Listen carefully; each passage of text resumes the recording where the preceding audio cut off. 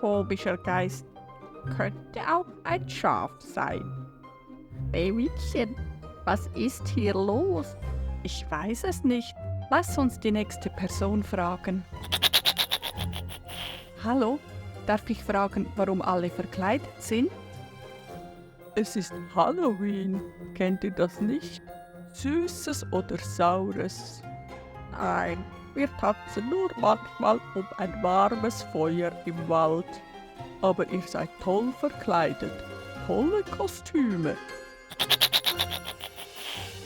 Ich bin Schneewittchen und sehe immer so aus.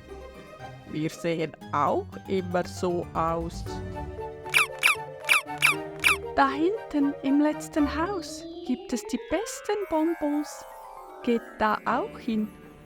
Tolles Kostüm. Ich bin Schneewittchen und sehe immer so aus. Wir sehen auch immer so aus. Habt ihr Lust auf Süßigkeiten? Immer. Dann lass uns mitmachen bei Halloween. Los geht's.